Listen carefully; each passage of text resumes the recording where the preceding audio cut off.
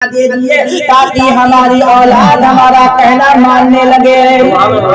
میری اولاد میری بات نہیں مانتی ہے، فوراً جواب دے دیتی ہے۔ اے میرے ملت کے نوجوانوں، غور سے سنیے گا، آج یہ غلطی کس کی؟ ہماری ہی غلطی ہے، ہماری اندر کمیاں ہے، ہمارے باپ کے اندر کمیاں ہے، جس کی وجہ سے یہ مصیبتیں ملتی ہے۔ اے میرے ملت کے نوجوانوں، آئیے پچھلی تاریخ اٹھا کر دیکھتے ہیں اور ان بزرگوں کی تاریخ اٹھا کر دیکھتے ہیں کہ وہ اللہ کے ولی بنے تو کس کی وجہ سے بنے، ان کے پیچھے کس کا ہاتھ تھا؟ تو پیارے، ان کے پیچھے کسی کا ہاتھ نہیں بلکہ ان کے پیچھے ان کے ماں باپ کا ہاتھ تھا۔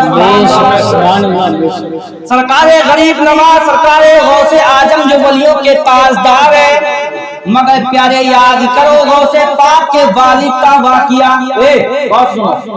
غوث پاک کے والد کا واقعہ کہ جب آپ ماہ رمضان المبارک میں ایک دریا کے کنارے سے گزر رہے تھے تو آپ یعنی افطاری کا وقت ہو گیا تھا، آپ کے پاس نہ تو پانی ہے نہ تو کوئی کھانے والی چیز ہے جس سے آپ روزہ کھول سکے۔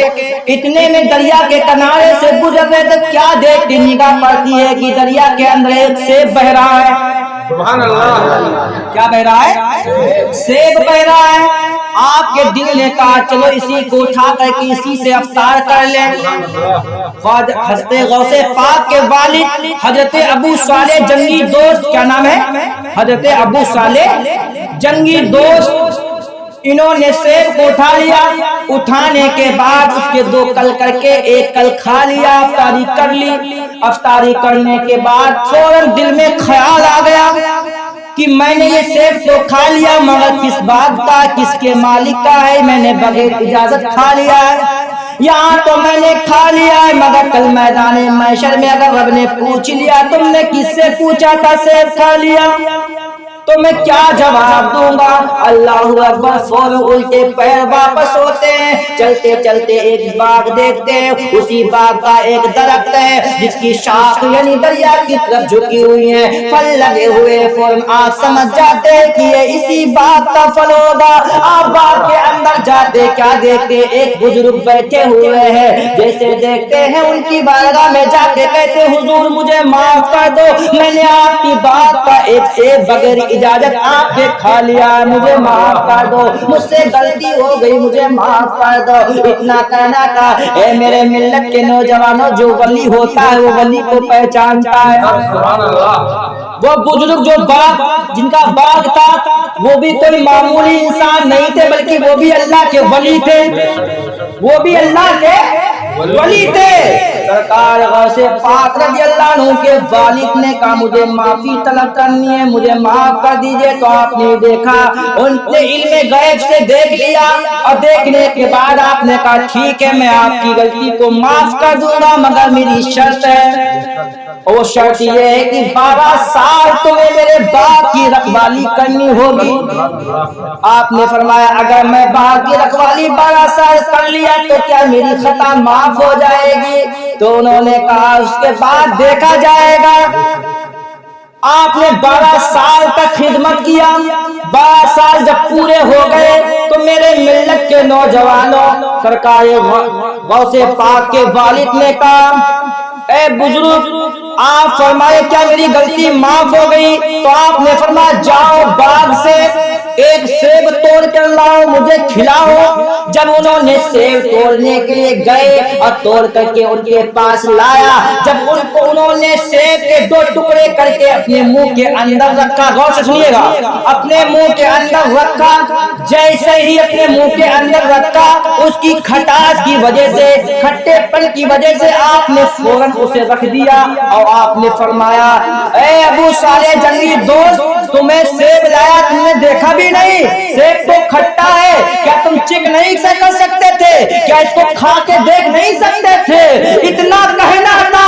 اے میرے ملت کے نوجوانوں جواب سنو ان کا، وہ ارشاد فرماتے ہیں کہ میں اب یہ نہیں چاہتا ہوں، ایک بار میں نے کھایا تھا بغیر اجازت کے اور 12 سال خدمت کیا ہے، رکھوالی کی ہے، اگر ایک بار پھر اگر چکھ لیا بغیر اجازت تو کتنی بار رکھنا پڑے گی؟ وہ تقویٰ تھا، وہ پرہیزگاری تھی، یہ سن کر کے ان کو بہت ناز ہوا اور پھر ارشاد فرمایا کہ کیا میری خطا معاف ہو گئی؟ تو آپ نے ارشاد فرمایا ابھی ایک شرط اور ہے۔ کیا کہا؟ ابھی ایک شرط اور ہے۔ تو انہوں نے ارشاد فرمایا وہ کون سی شرط ہے؟ آپ نے فرمایا میری ایک بیٹی ہے۔ کیا کہا؟ بیٹی ہے، اور جو آنکھوں سے اندھی ہے، ہاتھوں سے گنجی ہے، پیروں سے بھی اپاہج ہے، کان سے بہری ہے، زبان سے گونگی ہے، یہ اتنی چیزیں اس کے اندر کمیاں ہیں۔ اللہ اکبر، اتنا کہنا تھا اس کے ساتھ تمہیں نکاح کرنا۔ کتنا بڑا سوال، کتنا بڑا اہم سوال۔ آج کے نوجوان سے کہہ دیا جائے کہ تمہاری اس لڑکی کے ساتھ شادی ہوگی جس کی آنکھ نہیں ہے، جس کے ہاتھ نہیں، جس کے پیر نہیں، اگر ایک ہاتھ نہیں ہے پھر بھی تیار نہیں ہوتا۔ مگر اللہ اکبر، وہ غوث پاک کے والد تھے، انہوں نے کیا دیکھا کہ یہ جوانی چند دن کی ہے۔ کیا کہا؟ چند دن کی ہے، یہ دیوار بنتی ہے، ایک نہ ایک دن گرنے کے لیے انسان پیدا ہوتا ہے، ایک نہ ایک دن مرنے کے لیے۔ اے میرے ملت کے نوجوانوں، آپ نے غور و فکر کیا کہ پوری زندگی کا مسئلہ ہے۔ اگر شادی کرتے ہیں تو پوری زندگی کا مسئلہ، جب تک زندگی رہے گی تب تک یہ مسئلہ ہے، اور ہم کو ایسی بیوی ملے گی تو زندگی بھر تو ہم اس کی ہی خدمت کرتے رہیں گے، کیسے کام چلے گا ہمارا؟ اسی کے میں لگے ہیں۔ اللہ اکبر، ان کے دل میں یہ سوچ پیدا ہوئی، پھر دل میں اتنا ہی خیال پھر پیدا ہوا، دل میں خیال، غور سے سنیے گا، دل میں پھر امنگ پیدا ہوئی۔ دل نے کہا اے ابو صالح جنگی دوست، اگر تو انکار کر دیا تو کل میدان محشر میں اپنے نانا جان کو کیا جواب دے گا؟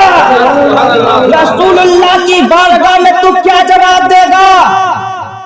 اللہ پوچھے گا کہ تم دنیا پہ رہ کر کے کس چیز کو پسند کیا تھا؟ حسن کو پسند کیا تھا، جمال کو پسند کیا تھا، کہ میری بتائی ہے حکم کو پسند کیا تھا؟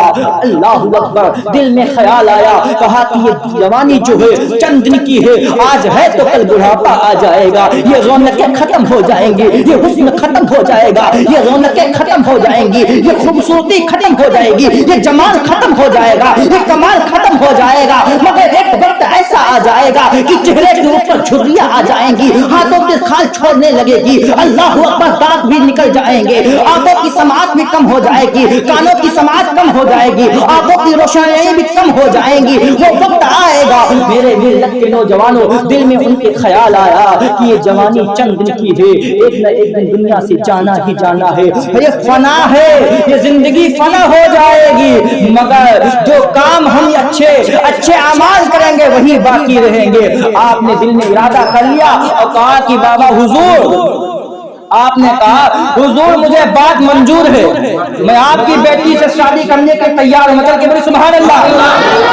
جب غور سے سنیں گے، میری طرف دیکھیں گے تو بات سمجھ میں آئے گی، اگر ذہن کو تھوڑا سا ہٹ کے ادھر ادھر کیا تو بات تمہارے آسمان کی پرواز کر جائے گی، بالکل سمجھ میں نہیں آئے گا، غور سے سماعت کیجئے گا۔ آپ نے فرمایا مجھے منظور ہے، آپ کی بیٹی